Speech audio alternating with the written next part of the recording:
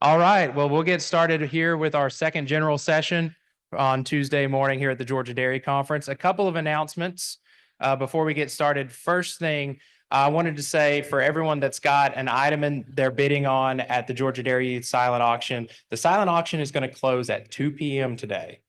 We're going to close it a little early. So 2 p.m., that's the last time for you to get your bids in at the Georgia Dairy Youth Silent Auction. Second announcement, somebody is missing their key to their Toyota. So if you'd like to go home, come see me tomorrow at 12 when the conference concludes, and we'll get you on your way. And with that, it's my pleasure to introduce our next speaker, Dr. Frank Mitloehner. He is the director of the Clear Center at UC Davis. Many of you may know him as the greenhouse guru.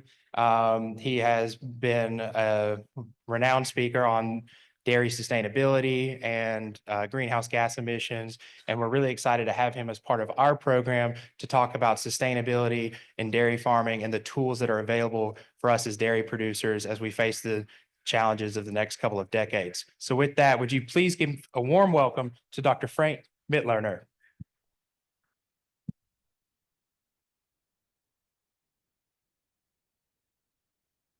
Can you hear me okay? All right. So, my name is Frank Mitloehner, and let's see if I can get this to work. Yes. I was asked to talk to you about pretty much sustainability. And I know that's not necessarily a term that farmers are really comfortable with. And I oftentimes ask myself, well, why is that? What is that about the term? What is it about the concept that people opposed to? Well, many people think it's some kind of a political left-wing thing, like almost a campaign against agriculture. But I don't think it is. In fact, I think that the term sustainability and stewardship are pretty much the same. And I don't think many people in agriculture would oppose to the term stewardship. What is sustainability? To me, we already heard sustainability today defined as economic, environmental, social. I would cast it broader. I would say sustainability rests on 5 pillars. One of them is environmental sustainability, and I will focus on that today. One of them is environmental sustainability, that's air, water, climate impacts. The second one is animal welfare. The third one is food safety, keeping our products food and wholesome and nutritious. The fourth one is workers, attracting and retaining a qualified workforce.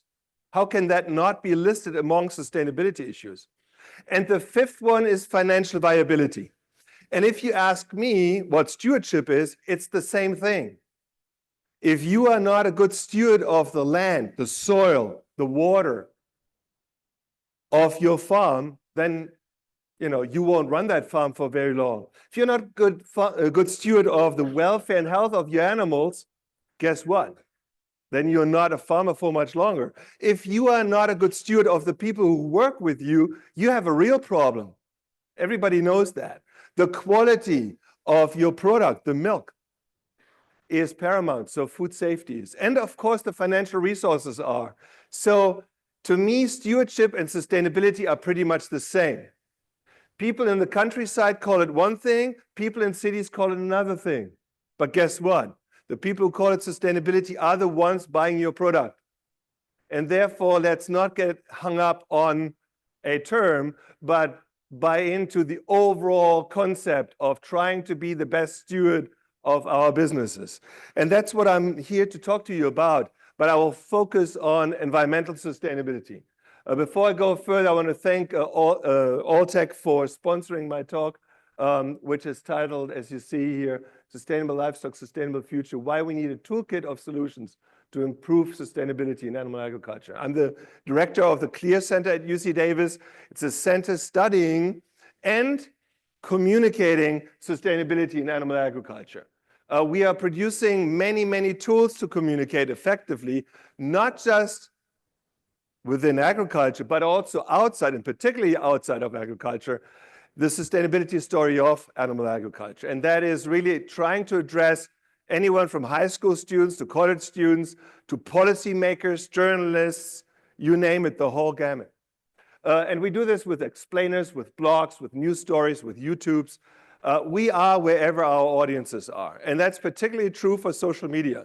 Because if there's one thing, one place where we are weak in agriculture, I mean weak, it is in communications.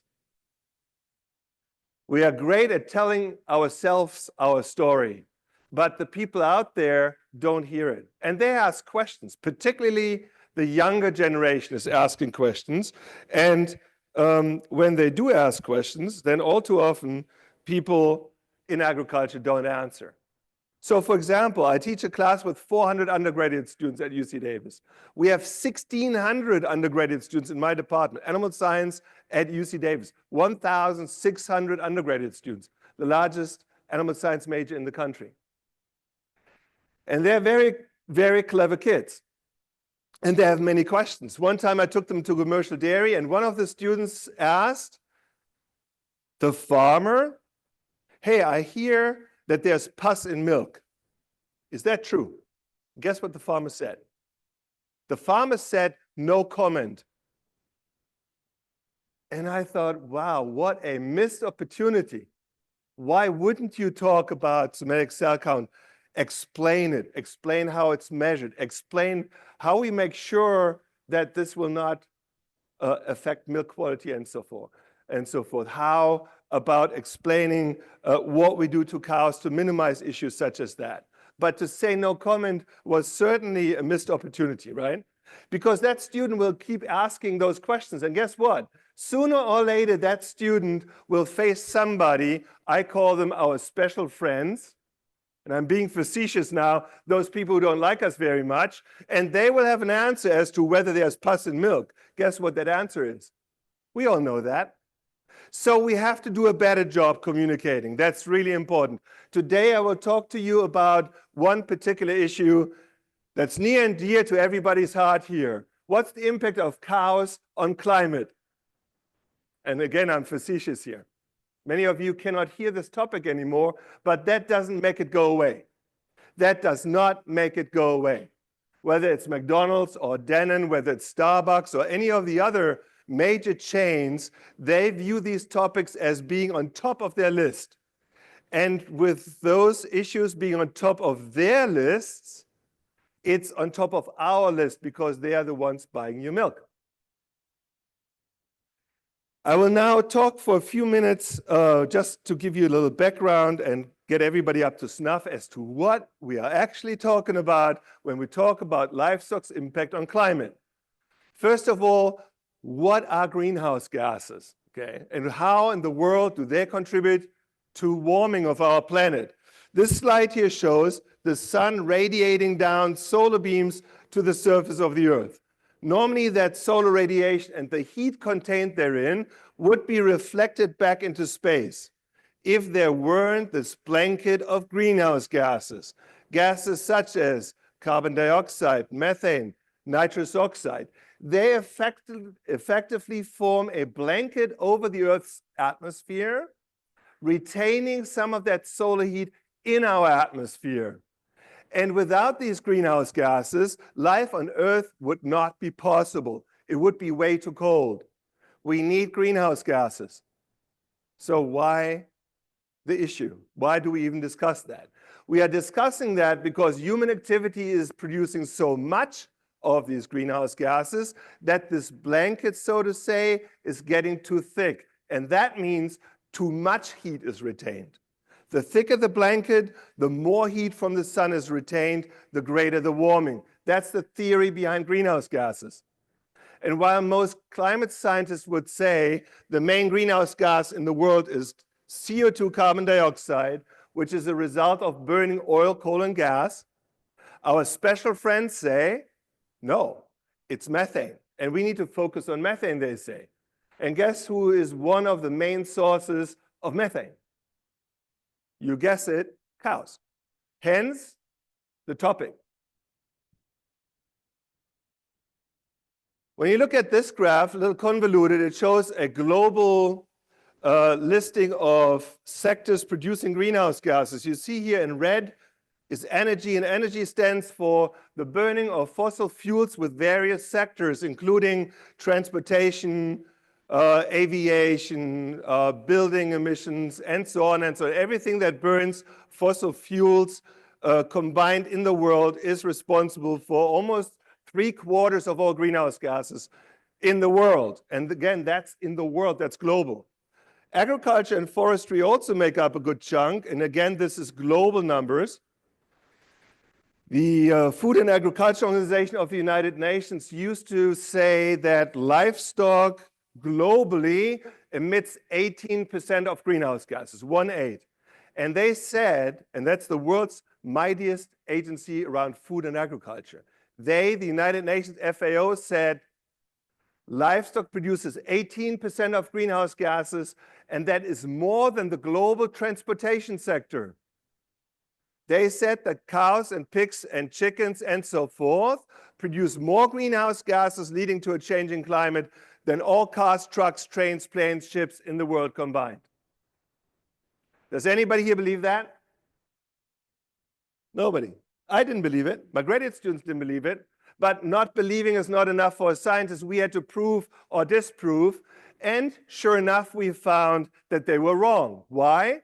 Because they used one methodology to assess the impact of livestock on climate and a very different one for the impact of transportation on climate. And we published our criticism, and surprise, surprise, the United Nations Food and Agriculture Organization agreed with our criticism. They said we made a mistake.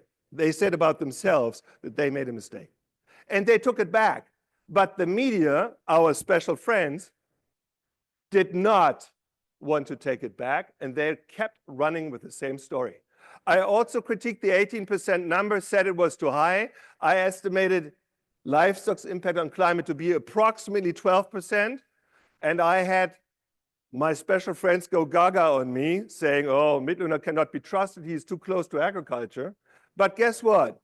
First, the FAO agreed with the criticism that livestock versus transportation is not a fair comparison.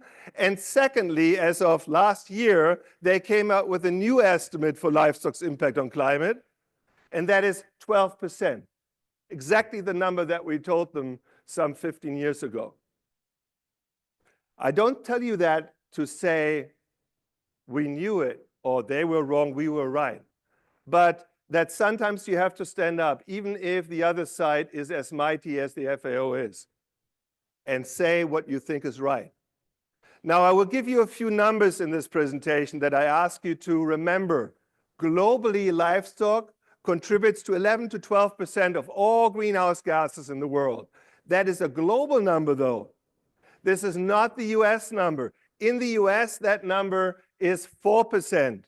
The Environmental Protection Agency does an inventory for all greenhouse gas sources in the United States, and for beef, dairy, chicken, pigs, and so forth, that number for this country is 4%.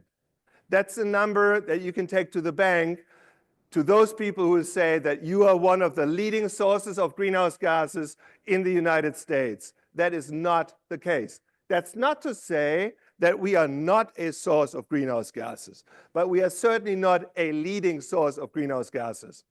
The dairy sector in the United States produces approximately 2% of all greenhouse gases, and the main one being methane. And that is the focus of my presentation. Methane gets people confused like you wouldn't believe, and you will see in a minute why. And I'm trying to break it down so that it makes sense. If it doesn't, please ask me. So before I keep going here, you see here the emission inventory for the United States with this, this green area here being agriculture. 10% of all emissions are agriculture, but as I said, animal agriculture alone is 4%. 10% is animal and plant agriculture combined. If you look at the emission inventory for the United States from 1990 until 2017, you see here a clear trend, namely the salmon color here being all these industries that produce CO2 largely as a result of burning fossil fuels. Down here in orange, you see beef, and in light blue, you see the rest of livestock.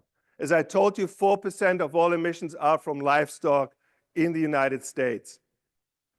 It drives me a little insane that I keep reading in the news, no matter what I consume, what news articles I consume, that livestock is the leading source or a leading source of greenhouse gases. And if we are to reduce our impact, that is humans' impact on climate, we need to change what we eat, right? You all read this, right?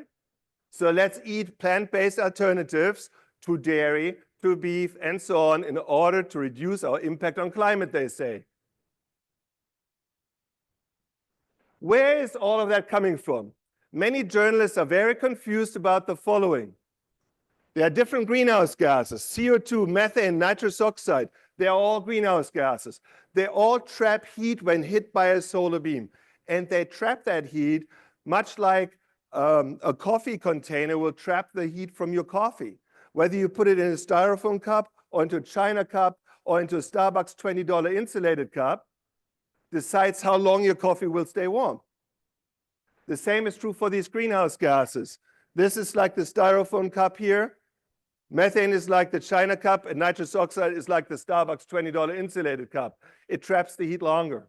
It has a greater potency, okay? Methane is almost 30 times more potent in trapping heat from the sun than CO2 is. I don't argue that at all.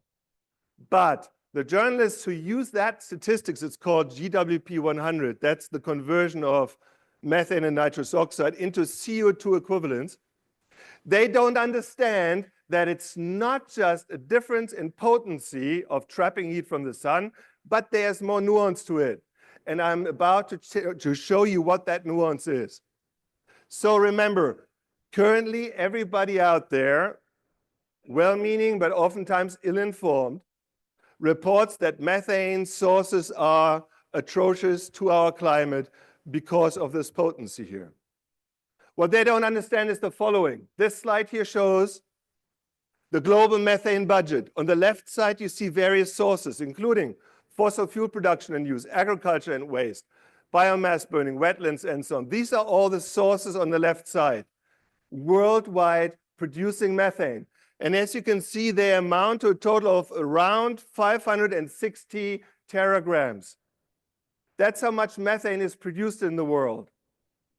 But what those people talking about methane leave out is more than just a nuance, namely that methane is not just produced by sources, but indeed there are sinks, and these sinks are very important because they amount to a total of 550 teragrams. What I'm telling you, ladies and gentlemen, is that globally 560 teragrams of methane are produced, but 550 are destroyed. And the main sink for methane is what you see here, this arrow pointing down. It says underneath, sink from chemical reactions in the atmosphere. And what that means is that there is a molecule in the air that destroys methane. That molecule is called a radical. I'm not making this up. It's called a hydroxyl radical that destroys methane. And that, on average, happens in around 1 decade. So methane molecules, once they are put out by a rice paddy or by a cow's belching or by a landfill, that methane, while being in the atmosphere, is a potent greenhouse gas. But thankfully, it's only out there for about 1 decade. And then it's destroyed by these hydroxyl radicals. So as a take-home for you, methane, yes, it's potent, but it's short-lived. This is much like drinking alcohol. You can drink a beer or a wine or a vodka. We all know there's a different impact on the buzz you get, right? But the methane example here would be like a wine that you metabolize very, very quickly. Okay? That's how you have to imagine it. So remember, methane is not just produced, it's also destroyed by sinks. And the same is not true for the other greenhouse gases, for CO2, for nitrous oxide, but it is true for methane. And that is why it's important for us to understand how methane is different. Because it has a short lifespan, I can show you this here. CO2 has a lifespan of 1,000 years. Methane has one of a little over a decade, and nitrous one of over 100 years. Both carbon dioxide and nitrous oxide are considered long-lived climate pollutants. They linger on forever, pretty much. But methane is gone after 10 years. So if I have a herd, let's say my parents or let's say my grandparents were dairymen with 100 cows, and my parents took over the dairy and continued with 100 cows. And today I'm milking 100 cows. And we started this 50 years ago. Then the methane that was produced 50 years ago, 40 years ago, 30 years ago, 20 years ago is long gone by now because it has a lifespan of only 12 years. And only the methane that was produced 12 years ago is still lingering around, but it's exchanged, okay? There's a flux of methane. It's not accumulating like CO2 and like nitrous oxide. The best way I can show you, and I will do that in a minute, is by using a bathtub analogy. I'll do that in just a minute. First of all, what happens to CO2 in the atmosphere? Let's say you were to drive 20 miles to work every day. Let's just say that. On Monday, you drive the 20 miles, and you put CO2 into the atmosphere as a result. On Tuesday, you drive the same distance, and you put an additional CO2 to the atmosphere in addition to what you put out on Monday. On Wednesday, Thursday, Friday, you drive the same distance, you add an equal amount of CO2, and cumulatively, you're increasing the amount of this gas to the air, and with it, the warming. CO2 is a cumulative gas called a stock gas, and so is nitrous oxide. And that's why they are problematic. The more fossil fuel we burn, the more of these greenhouse gases we put in the air. But, ladies and gentlemen, the same is not true for methane. Methane is not just produced, but also destroyed, and that makes methane not a stock gas, but a flow gas. The methane that my grandparents' cows produced is long gone. The methane that my parents' cows produced is long gone.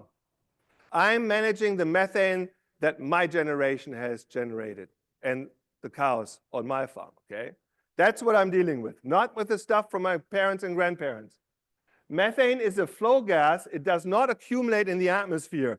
If the source of methane stays stable, let's say the 100 cow in my example, then the methane concentration in the atmosphere stays stable because an equal amount of what's produced is being destroyed. I will now show you the bathtub analogy. Imagine the following, two bathtubs. The first is a bathtub analogy for CO2 and how it warms the planet. The second one afterwards will be a bathtub analogy how methane warms the planet. I already told you, CO2 is just produced, not destroyed. But methane is both produced and destroyed. Here's what the analogy looks like. A bathtub that has a faucet but no drain will have rising water levels regardless of whether I turn that faucet on low, medium, or high. The water levels cannot go down, they can only go up. Okay? That's what happens with CO2. That is what happens with nitrous oxide. But in the case of methane, the analogy would be one where you have a faucet and a drain, and the drain is always open. And the drain stands for these hydroxyl radicals that destroy methane. And this is what it looks like where we depicted this is methane. We have a faucet and we have an open drain.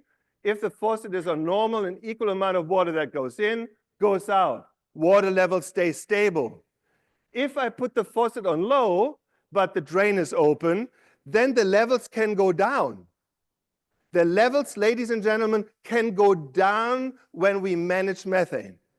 In other words, if we manage to reduce methane, then we can reduce warming.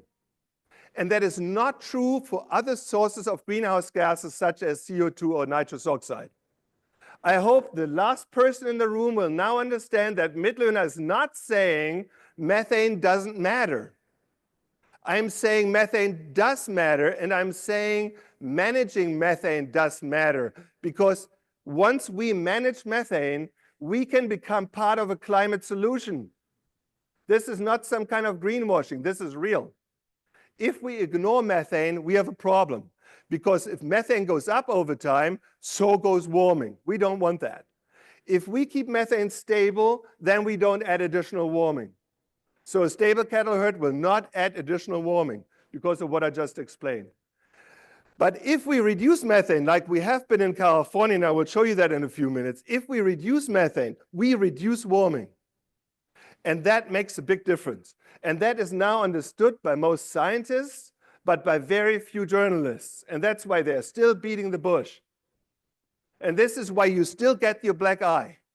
Every time somebody reports on climate, you are on the forefront on the title pages of the newspapers, because they don't understand this part.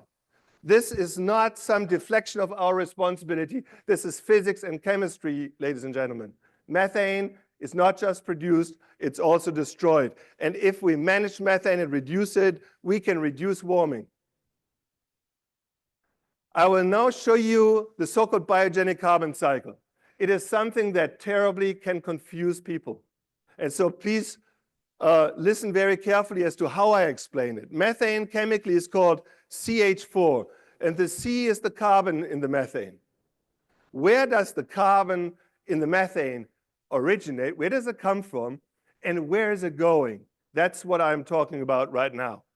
In the case of livestock, it's the so-called biogenic carbon cycle explaining it, where you have atmospheric CO2 that's taken on by the plants our animals eat, whether it's grass or whether it's a TMR. These are all plants. And while these plants are alive, they suck CO2 out of the air, and they make that CO2 into either cellulose or into starch, carbohydrates. Our animals eat that stuff, and some of that carbohydrate then becomes methane. In the rumen of those animals, the methane is formed. Some more comes from animal manure. Is the C in this CH4, is that carbon in the methane new and additional to our atmosphere, I ask you? I see people shaking their heads. Why do you shake your heads? Because this carbon was in the atmosphere before, but in a different form, in the form of CO2.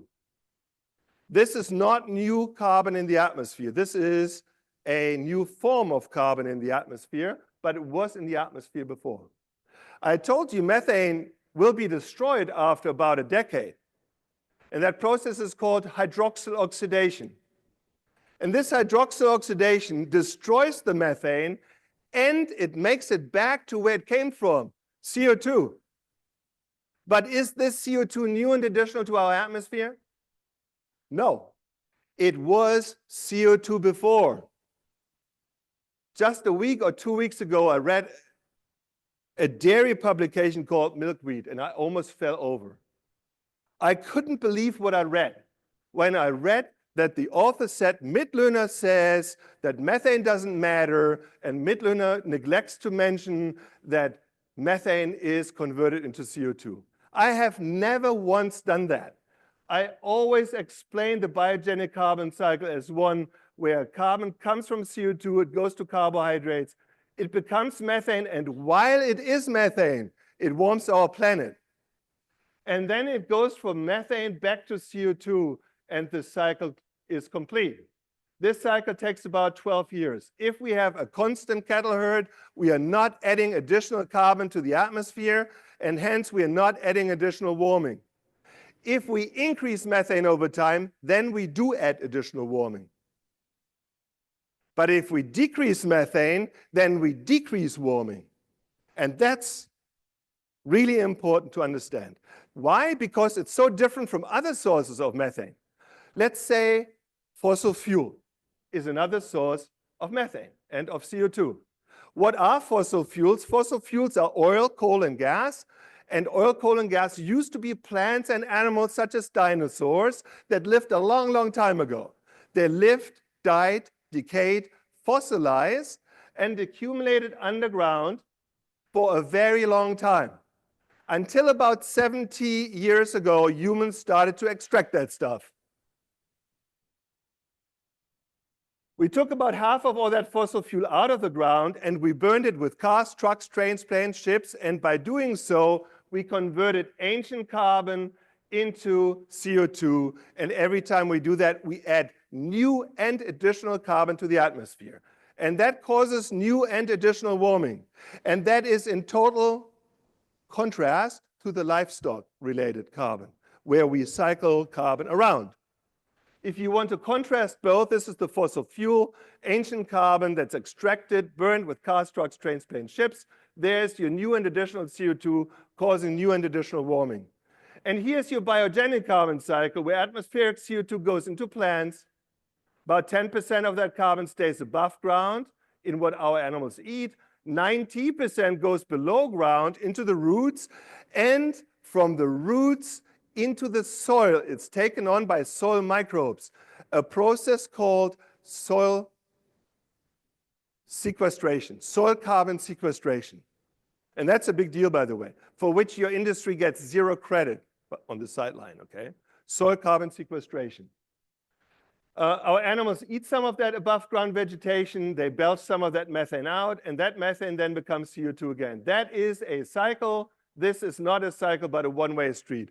And I've been pointing this out for years. Some people understand it. Thankfully, some policymakers now understand it, because I presented this to the US Senate, to the US administration, to California agencies, which now understand that. Believe it or not, they do, which I find amazing. But some of the journalists seek to not understand it or ignore it. I don't know, but they keep tooting the horn of our livestock being as bad as they say it is. One more slide that's a little technical, but really important. Imagine two different sources of greenhouse gases, one being a power plant, when it burns oil, coal, gas, it produces CO2, and the other one being a cattle feedlot, where the cattle produce methane. So let's start with the power plant. If a power plant over 30 years is ramping up power production, then their CO2 goes up. Their CO2 goes up, and that means that the related warming goes up exponentially because the CO2 accumulates in the atmosphere, like I showed you before. If a feedlot with a 10,000 cattle after 30 years has 15,000 cattle, then that would mean methane goes up. From 10 to 15,000 cattle, methane would go up, and that means a linear increase of warming from that methane. If both the power plant and the cattle herd remain constant in how much they emit, let's say our power plant produces an equal amount of power 30 years ago versus today, then that constant CO2 still leads to increasing amounts of warming because this gas is cumulative. But a constant cattle herd produces constant warming, no additional warming. A constant cattle herd will not produce additional warming. And that means that would be in accordance to the Paris Climate Accord that the US just opted to get out of. But the Paris Climate Accord says, let's not add additional warming to our planet. A constant cattle herd would satisfy that need. So you can already see CO2 is different from methane in how it warms the planet. But now let's look at what happens when you reduce both the CO2 source, the power plant emissions, and the cattle herd. So let's say this power plant was built 30 years ago, and now they decide to turn it down to replace it with something else, wind power or whatever, solar or so.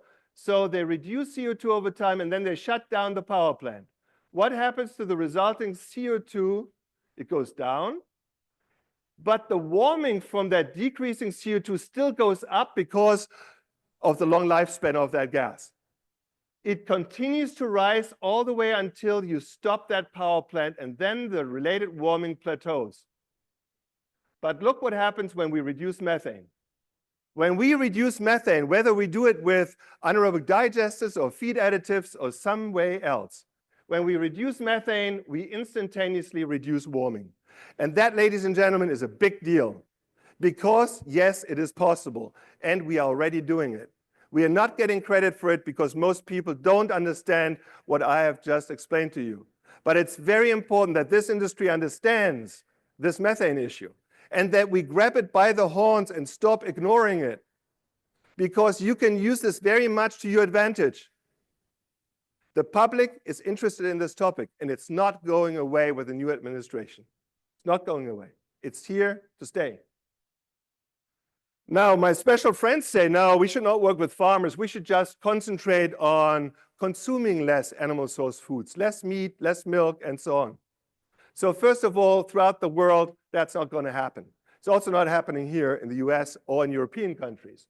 We see an increasing demand of animal source foods around the world, Asia, the Americas. The only place where it's pretty stable is in Europe, but throughout the rest of the world, animal source foods are going up.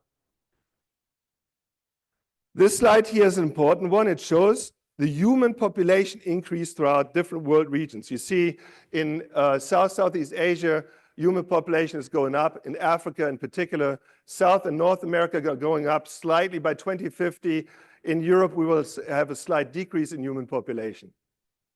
This here is a slide showing the world and a circle over Southeast Asia. In this circle here has more people in it than the rest of the world combined. This is where the music plays in the years to come with respect to demand for animal source foods such as those you produce. The question now is, just think about it. I'm in my mid-50s. When I was a little boy, we had 3 billion people in the world. Today, we have 8 billion people in the world. And by the time I'm an old man, we will have 9.5 billion people in the world. We will have a tripling of human population throughout our lifetime. A tripling of human population throughout our lifetime without having 3 times more natural resources to feed these people. And what does that mean to food production? If we have 3 times more mouths to feed, but not more resources to do so, not 3 times more fresh water, 3 times more fertilizer, 3 times more land, and so on. What does that mean? That means the rest of the world has to pretty much do what we have been doing, which is become as efficient as we can be. That is the news. It's not going back to the 60s, like some people in California say, to the Red Barn times, where cows were out on pasture and we had minimal, dismal production of milk. But it's the opposite.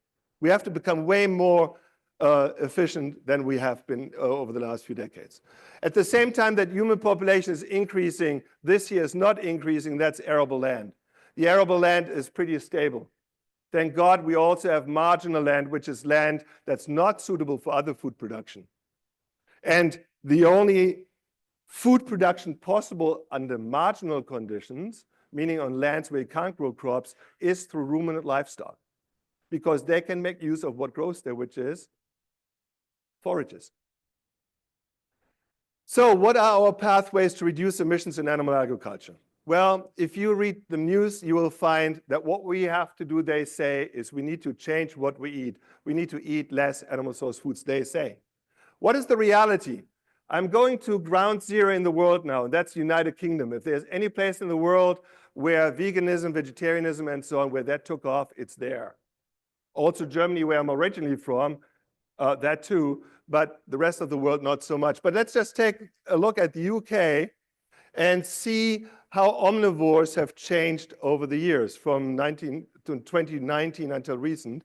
You see the percentages of omnivores, they call them here meat eaters, but they really eat everything, including meat, is pretty stable. Flexitarians, vegetarians, vegans, and all of these are pretty stable. It's not that we see a huge wave and everybody is shifting to become a vegetarian or vegan now, okay? In the United States, we have about 1% vegans, 4% vegetarians, and that number is pretty stable. So it's not the consumption that will change the impact of our food on climate or on the environment.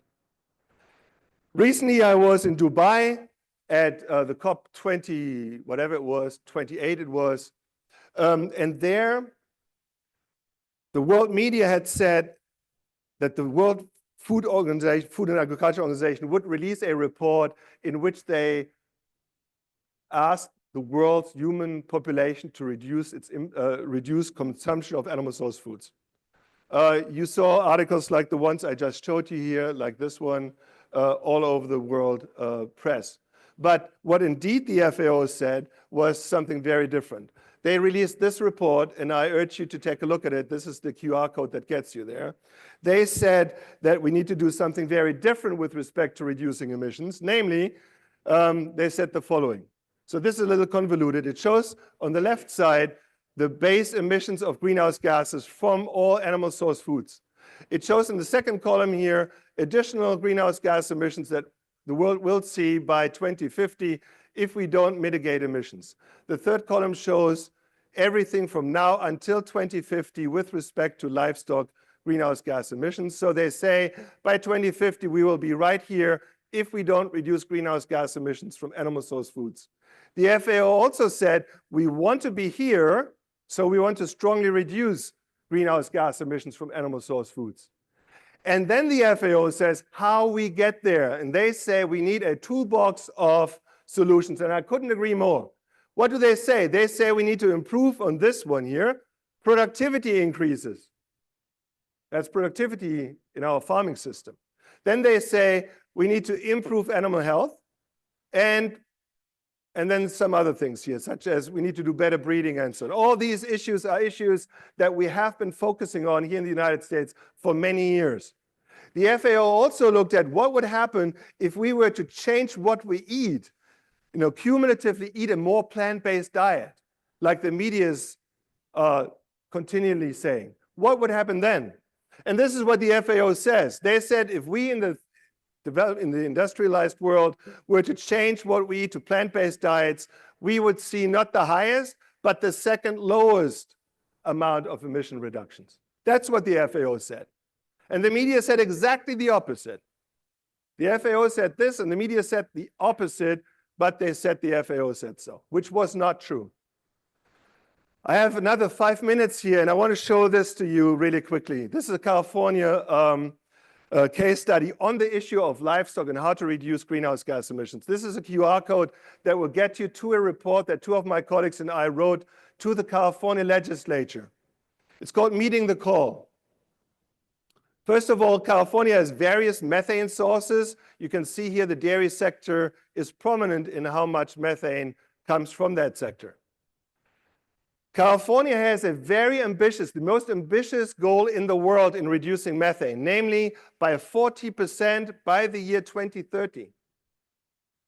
California's dairies need to reduce methane by 7.2 million metric tons. That doesn't mean a lot to you right now, but that's the number you have to keep in mind. That's how much our dairies need to reduce in order to have a 40% lower carbon footprint by 2030 compared to 2013. How are they doing? We do have attrition, meaning we lose about 0.5% dairy cows every year. Why? Our cows are becoming more productive. We're producing the same amount of milk with fewer cows, called attrition. We have these so-called alternative manure management strategies. We have a lot new digesters going in, anaerobic digesters. I think in 5 years from now, about half of our dairy manure will end up in a digester, capping the biogas, converting it into transportation fuels. And that will reduce a lot of methane. And last not least, we'll have at our disposal feed additives. And depending upon how many farms will use feed additives, we will have a range of emission reductions that you see here. If you now add up all of these ranges here, then you will find that California dairies will reduce anywhere between 7.6 to 10.6. Again, the goalpost is 7.2. Our dairies are already at 4.4 million metric tons methane reduction. The goal is 7.2. They are already at 4.4. That means they have already achieved over half of what they asked. Why? Because the California legislature did something smart for a change. They used not the Kane approach of rules, regulations, fines, and taxes, like the rest of the world, to make farmers reduce emissions, but the California legislature used the carrot approach of financially incentivizing methane reductions.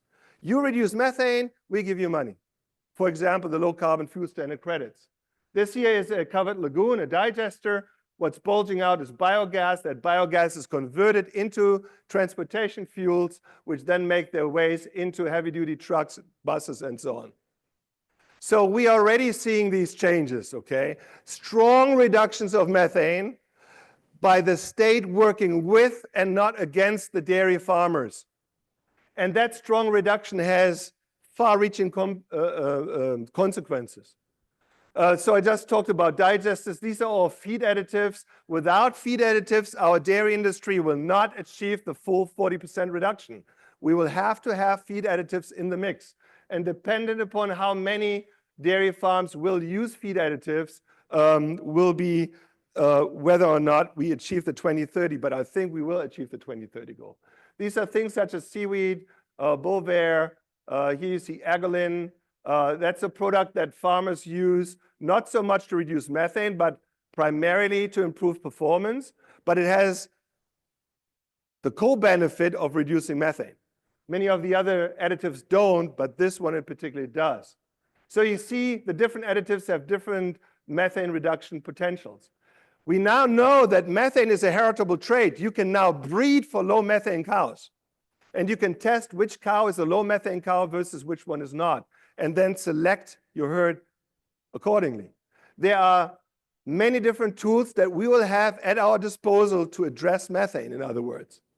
And when we do, and you see a selection of some of them here, when we do, we get to this very point, that the reduction of methane will lead to reduction of warming. And that reduction of warming will be a very big deal, and one that not just gets us out of the headlines, but truly gets us in a position where we are offsetting some other emissions, like transportation, other industries, and so on. We are already in a position today where dairy farms in California sell their carbon credits to BMW, to other companies and industries that cannot reduce their emissions, and they get paid for it. So I hope everybody understands. Mitloehner is not saying we don't have to worry about methane. Mitloehner is saying, let's take this steer by the horns, or this bull by the horns, reduce methane, and by doing so, become part of a climate solution. It can be done, it has been done, and it can be done throughout the country and throughout the world. We are leading this effort throughout the world. Last year alone, I visited 26 countries throughout the world, most of Latin America, many countries in Europe, many countries in Asia. Why? Because they all wanted to know, why does something work in California that doesn't work in the rest of the world? The reason is that you either choose to work with or against farmers. It's clear where my vote lies. And with that, I thank you very much for your attention. If you want to look me up, clear.ucdavis.edu is a place where you'll find me. Thank you very much for your attention. I'm happy to entertain any questions. Yes, sir.